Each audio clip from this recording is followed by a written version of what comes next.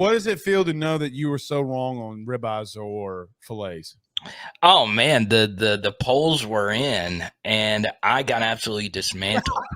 I did, and what's funny is my favorite steakhouse in Louisiana, and I'm not a big like steakhouse person, is actually in Ruston, and the guy who owns it, my guy Rob Owens, uh, just Free tore bro. me up. Yeah, yeah. Well, I didn't say the name of the place. He's got to pay for it. No, I'm just kidding. Great place. The Revelry is great. Not Revelry. It's Bovines. Great place in Ruston. Okay. And Rob's one of my really good friends, and he tore me up over this opinion. And he is a steak master. Okay. And he was like, "Your boy Rufino's right." So I might have I to. know. And then for those that didn't know this, you sent me a I photo. sent Yes, you a right. picture last night of me cooking a ribeye on the grill. Oh A man, celebratory ribeye. you are right, Andrew in the chat. I was getting cooked, just like that ribeye, man. But yes, Blake, it is game week. There's nothing better than LSU football. It's better than a filet mignon ribeye put together, and I'm so excited, Blake, because I really do feel like this is going to be a legendary game. I think this feels a lot like LSU Oregon in 2011, where both of those teams turned out to be very good. Both of those teams were clear top 10 teams. And this, I feel, even after this game, both of these teams are going to be very good. I think both of these teams have a good chance to go over their win totals. And I can't wait for Sunday night. I really can't. All right. We did not have you on the show when the news came out. Your thoughts on Mason Smith being, or did we talk about Mason Smith last Yeah, week? we did. Okay. And look, but just to clarify, because I know that you and I talked off air about after and it progressing and you thinking about it. How massive is it a deal to you now that you've had time to sit on this and him being out? And then Brian Kelly, which I think Jordan Jefferson is going to be somebody that we need to keep our eye on. Your thoughts on that impact? Yeah, any team with Mason Smith is better with him than without him. But as you know, Blake, football is a game of context, right? I spoke to someone really close to Mason this past week, and they feel really comfortable about the LSU backups. And I said, "Hey, shoot it to me straight. How do you feel about everyone else?" And they love Jacoby and Guillory, obviously. I think a lot of us feel comfortable with Jacoby and but Jordan Jefferson could play. He was a really solid player at West Virginia. And I was very encouraged with what Brian Kelly had to say about Jalen Lee today. Very encouraged because I do agree that said that he was the biggest surprise of all camp. Yeah, and I'll be honest, Blake. I wasn't necessarily like just on fire about him, just based on what we saw what he did at Florida. But that is very encouraging because if he's bigger than those guys, and if he can play, you maybe can do some tight front at some point, kind of like what Aranda did and what Matt House did at his last stop. So I'm very excited about that. That obviously made my day a lot better, right? Because Mason Smith is obviously so great when he's healthy. And I also think this, right? This game might not have been the best one for him to come out and play, right? Let him go out versus Grambling and dominate someone to get that confidence back because Blake, he played the game, that first game. He might have not even played per Brian Kelly today because of injury. Exactly. And Florida State is a very tough game for a defensive tackle because of counter. Counter is not a fun play to play against if you're a defensive tackle. It's just not, especially, Mason Smith, who is, to me, for even though he's big, he's more of a 3-tech. That it's a brutal game to play because you're taking on a variety of different blocks. So since he's been banged up and since we know that he was hurt, maybe it is not something that you should be too worried about. It might actually be a good thing, right? Because of the situation, because of the context. I also think this, Blake, and I'm still going to stick by what I said on your show last week. I think this game is going to be very high scoring, and we're going to need Jayden to carry us anyway. I agree. So that was my second question. Were you surprised when Brian Kelly today said, it's not a physicality thing with Jayden, it's like he took every rep as it being 1st and 10 instead of 4th and 10. I thought that was a very interesting way to talk about him and how he has progressed. Now, the first thing that he said about this matchup, if you were listening closely, was Jayden Daniels, Jordan Travis. It doesn't get better than this. So he is even pushing I don't want to say narrative, but pushing out that, hey, man, we think Jayden Daniels can go in here and do some things. Carter, my game plan has been offensively, even early, just get the dudes, your playmakers in space, the football. Maybe you can try to a deep throw here and there, but just get the playmakers the ball out in space and let them work. And now get Jayden Daniels into the game. Have you been surprised by how much Brian Kelly even talked about that somewhat today as well? Yeah, no, it's been basically what they have said all season, what Jayden has said in every interview. And obviously, like, you've gotten to know Jayden a little behind the scenes. I have as well. We know intangible wise, this guy just hits it off the charts. Right. You can see authentically how excited his teammates were for all these sponsorship dollars, right? Mm-hmm. There can be jealousy with that. Now, I can't say a gazillion % that not only gave his teammates, but was the only player to give coaches a gift too. Right. Right. I really do feel, and once again, I can't speak on behalf of everybody on the team, but I can for a few, which I think would represent a lot of people. They're happy for all his success. They want him to succeed. That's not always the case, especially at quarterback. And it just comes down to executing the game plan going into next week.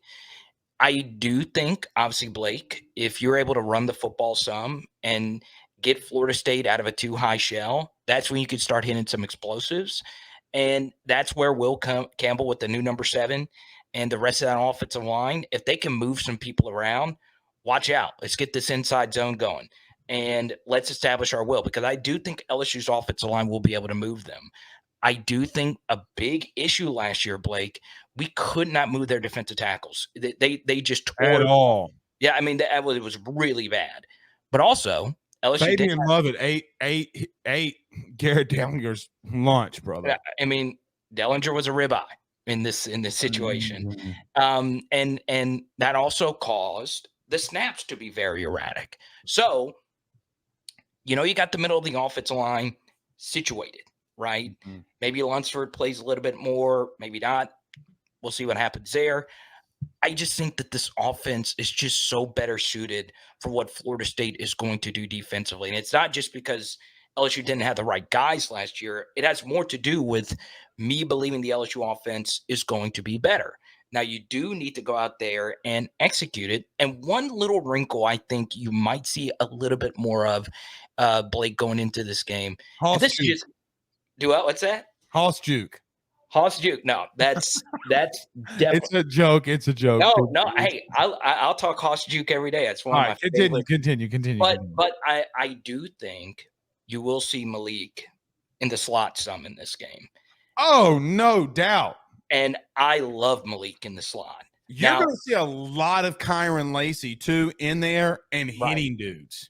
Right. Like, he is a physical wide receiver, dude. So I just love this offense. I really freaking do going into next season.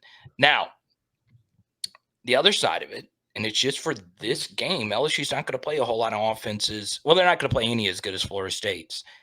I have been accused on my channel, all right, constantly in the comment section, in my DMs, emails, and all this, that I am overhyping this Florida State offense. No, and I'm telling everybody that listens to your channel, I wish I was wrong about this. I wish, and I hope I'm wrong about this. But their offense is really good. Now, they don't have the week 0 tune-up game. Okay. This offense is really good. They just are. And look, our defense, obviously Matt House has the propensity to put out an elite defensive game. We saw it with time to prepare. He tore up Bryce Young last year. Bryce Young threw over 50 passes, under 50% completion percentage. And there's something to be said. Bryce Young saw every coverage known to mankind. He is one of the smartest quarterbacks we've ever seen play in the SEC. He hadn't seen Harold Perkins. And that's the same truth here for Jordan Travis. Harold Perkins' closing speed, and we talked about it even before the start of last year, Blake, it's different. He moves at a different speed, and Brian Kelly confirmed today we're not just going to keep him static. We're going to get him out there making plays in a variety of ways. So, obviously Perk's going to have a big game, but I still think it's going to be really hard to stop the Seminole offense. All right, so let's stay a little offensively, and then we'll go over to defense. You did mention Will Campbell very quickly. Thoughts on him getting number 7? I love it. I do. I do too. I think. And I love Brian Kelly's reasoning. Yeah, I do. I mean, look, the truth is wide receivers are always going to come to LSU. I love seeing your boy DeCorian Moore get the highest MPH according to the analytics company. That was really cool. The LSU is always going to get great. By the way, he's a beast. I try to tell everybody he was a beast. Nobody listens to me. He's great. But we want this to become an offensive line university, right? And Will Campbell, I won't get into all the streaks he's going to break, but he's going to break a lot of them. And when it's all said and done, he might be the best tackle to ever play at this school, right? It's a lot, but he's got that ability. He's got that work ethic. I love this decision also because offensive line is a higher floor position, whereas wide receiver and running back is a little bit of a volume position in the eyes of many, right? Like, the game, receivers can have a good game if they only get 2 targets, right? It might not have, they might have just double covered you all day. Right. But that takes the pressure off of guys wearing that number if they're not getting the volume that they expect to get. With Will, he's going to play, X amount of snaps regardless, right? So I like that decision. Same thing with number 18. I agree with, Mekhi Wingo getting that jersey number as well. So I think LSU hit it out the park. Where's LSU's biggest advantage offensively? Yeah, I think it's to the outside, obviously, with the receivers. I don't love Florida State secondary, and I think they're going to win on the outside. I've been on a few Florida State shows, and I honestly didn't get as much pushback when I've said that. And my main point is Jamie Robinson is a monster. That is one of the best ACC defensive backs I've ever seen.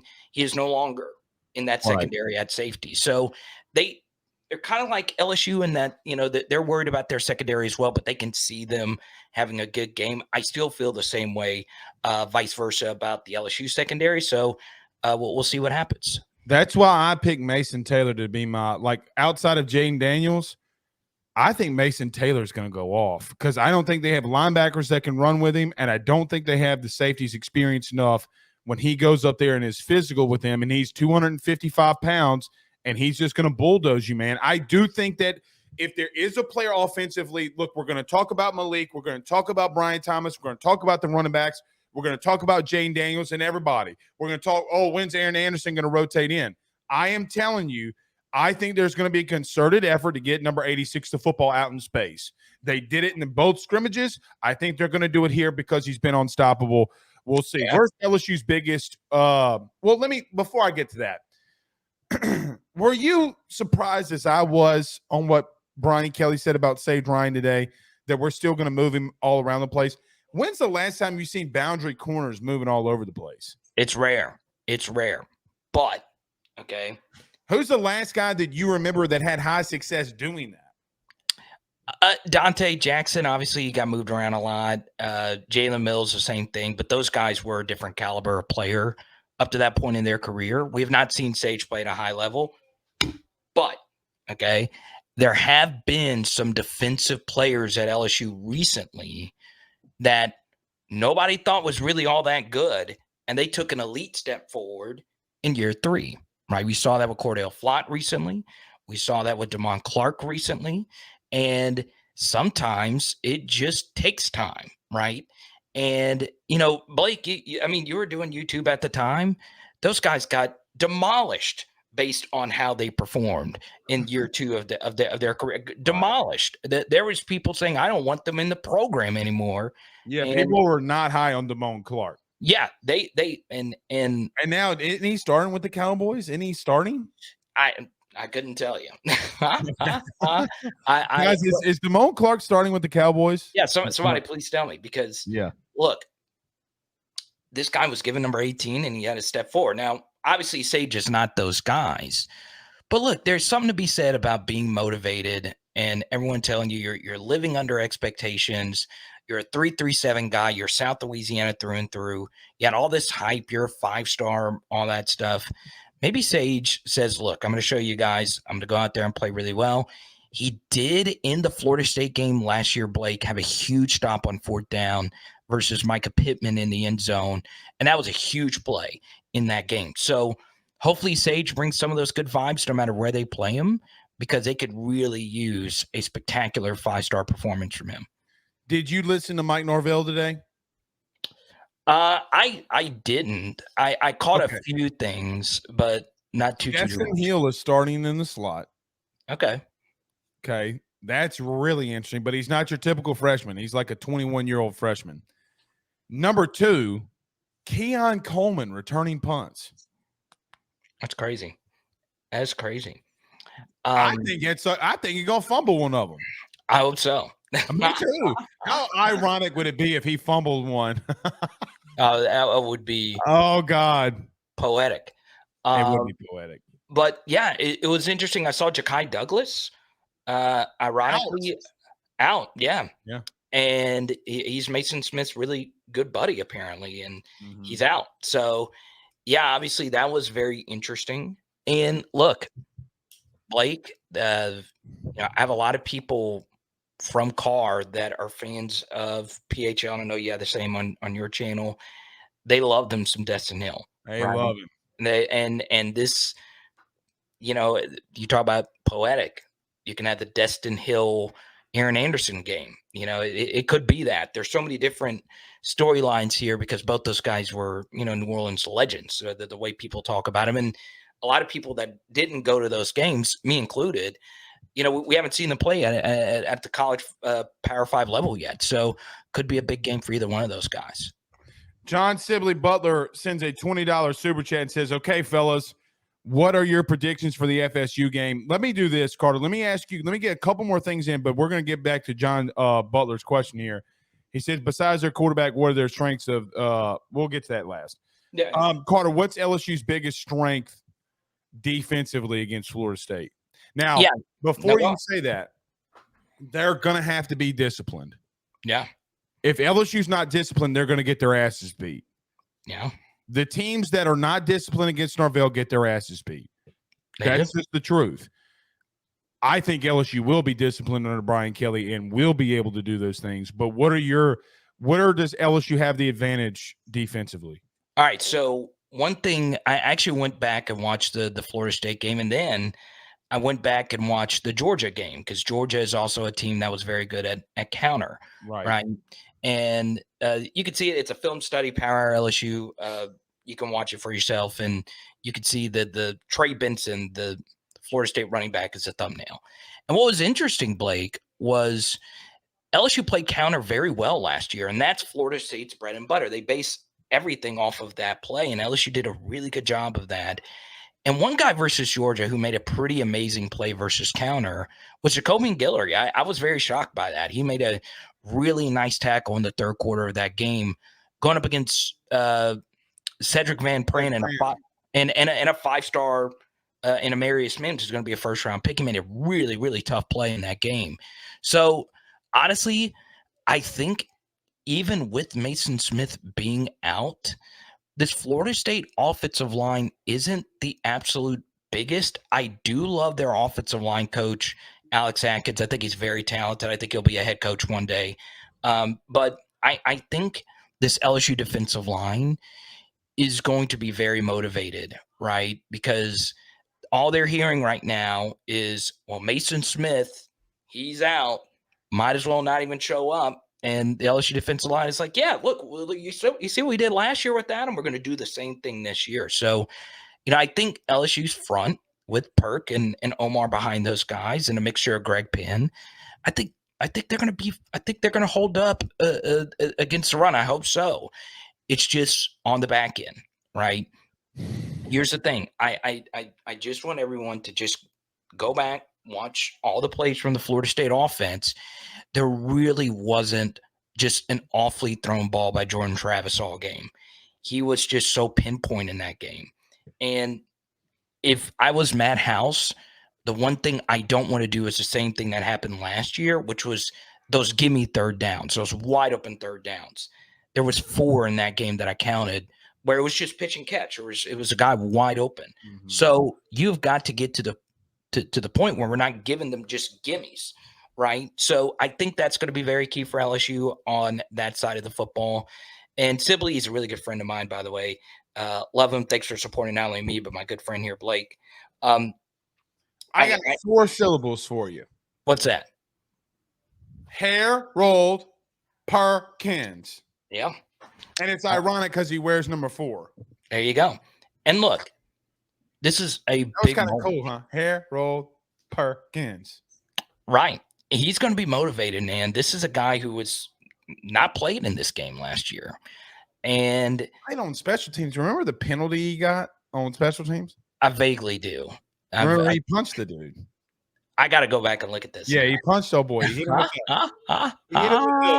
Did you see the Sugar Shona O'Malley when he laid out Aljamain Sterling? He hit somebody with that kind of force. How the man still walks today is a myth to some theologians. Right. I will. And then obviously, I think Perk's bound for a big game. And then, the other side of the football, right? If Jayden Daniels wins this game in a shootout. Hello, Heisman. He's on the list.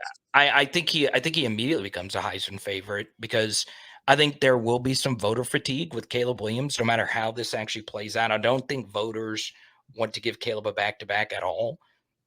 Look, the one thing, this is one underrated thing, and I know we're running out of time here, but what makes Sunday night's game so interesting, Blake, is it's a captive audience. In football, there are rarely captive audience games. I agree. Right? Like national championship games, obviously it's a captive audience. It's the only game going on.